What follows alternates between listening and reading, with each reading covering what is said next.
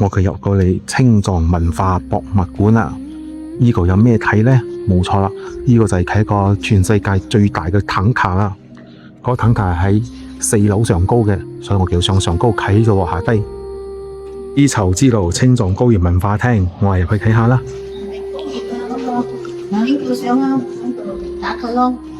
呢個就係絲綢之路青藏高原文化廳啦。個係象雄王朝，象雄王朝喺入邊有好多唔同嘅。呢啲咩嚟㗎？華樹皮喎，華樹皮文獻嚟喎，同埋象雄畫像喎。呢啲就係個象雄畫像同埋樹皮啦。其實青藏高原呢係世界上最高嘅山脈嚟嘅，所以呢個地方會有好多古文明嘅資料流傳喺呢度，滲咗喺啲寺廟嘅經書入邊嘅。呢度其實係布達拉宮法王洞，係復刻咗喺呢一個博物館入邊嘅。我哋好慶幸可以睇到布達拉宮嘅法王洞復刻咗喺呢度，嘿嘿嘿嘿。嚟到彩繪大館廳啦，呢個地方就係傳說中嘅最大嘅坦克啦。人哋嚟呢度就係為咗睇呢忽嘢噶啦。60溝嘅門票，中國藏族文化彩繪大觀，呢個就係前言啦。中國傳統文化係講嘅係咩嘢？係講呢個坦克嘅來源。然之後呢度就開始睇佢嘅坦克啦，成幅嘅呢個坦克由呢度一直去到後邊，仲有嘅，仲未完添。就係入咗見啲雪殼嘅刺繡啦，亦都係佢嘅坦克啦。其實佢係有彩繪畫侵而成嘅，佢係有文化同埋宗教，主要係藏教侵落去嘅。佢哋已經侵咗印度教落去噶啦，將梵天都放埋嚟咗噶啦。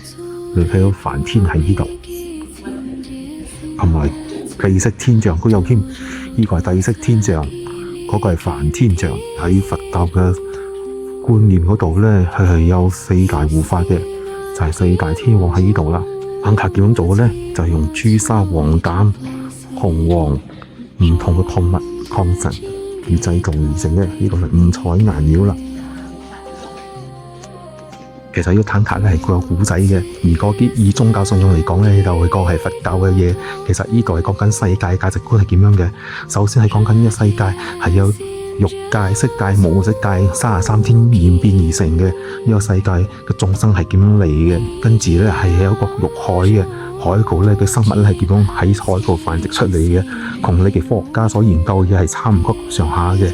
然之後慢慢咧，唔係生物咧就有虎與虎蜈蚣就出嚟啦，哺乳動物，跟住慢慢就人類就生長出嚟咗啦。人類出嚟之後，跟住就慢慢演變現代啦。跟住落嚟呢度就好重嘅宗教信仰啦。點解呢？因為呢個全部都係佛陀嘅化身，佛陀化身做緊唔同嘅事，講緊唔同嘅故仔。佛陀當時去過邊度，做過啲咩嘢，佢就會侵晒落去呢個坎卡呢度啦。落嚟之後呢，佛陀呢，佢就過去佢個尊者故仔啦，就係啲西藏嘅師傅佢哋個人嘅自傳，將嗰啲故仔全部雕刻晒喺個坦克呢度寫晒出嚟啦。呢個坦克係幾長嘅呢？正話嗰個開始行到嚟呢度再轉到嚟呢度，我哋仲可以再繼續轉個圈，轉到嚟呢度之後仲唔夠，仲可以喺度再轉，睇到你眼都花。仲有喺個後邊嗰個其實仲有嘅，仲未完嘅，已經365度咗啦。呢個生死輪迴圖雖然係藏教畫出嚟嘅，但係都暗示緊我哋其實係玩家嚟嘅。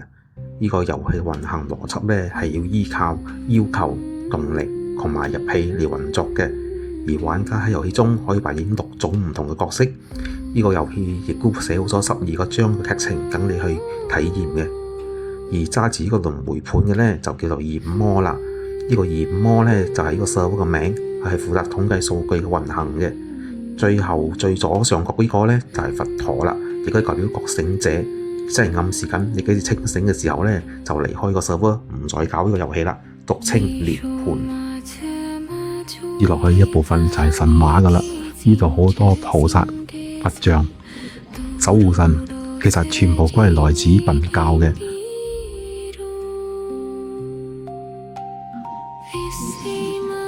守護神係侵略佛教之後演變成佛教嘅守護神，呢個應該係宗喀巴大師啦。宗喀巴大師，而呢個就係空行母。後邊呢度其實點解咁多唔同畫像呢？有冇可能其實個個都係外星人呢？所謂嘅阿修羅，所謂嘅天人，都係外星人嘅種類嚟嘅。而家我哋嚟到嘅呢，就係呢個曼達拉啦。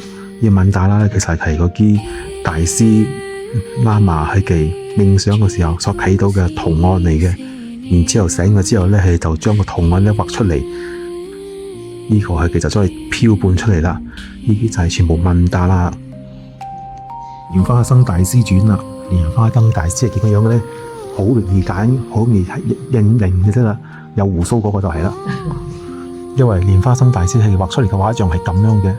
呢個坦卡睇到最尾逐字完結啦。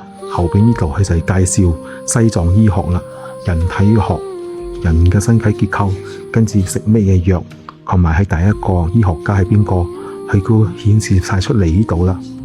呢個就係繪圖歷史啦，618米長，話4年創作，跟住用咗400個畫師，23年策劃，總共做出嚟23年，再加4個就係27啦。嗰沙羅肯山係咪？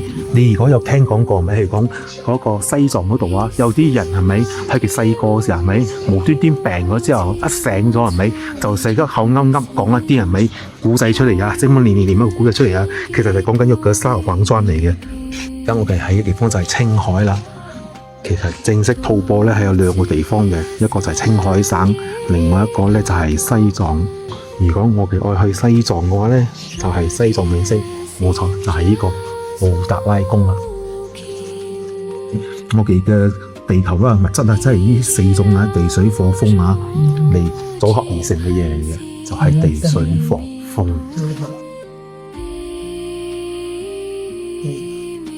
你先咁講嘅彌勒佛嘅佛，正式人嘅彌勒佛係瘦嘅，呢個就係彌勒佛啦。瘦嘅。係啦，並唔係嗰種大肚嘅彌勒佛。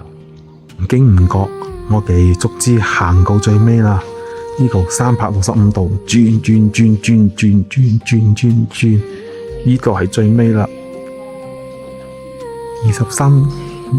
人哋27年嘅辛苦，我哋2個鐘頭行晒咗佢哋27年嘅薪水，呢個就係民族團結一家親啦。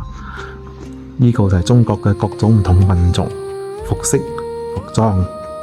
同埋最尾結語。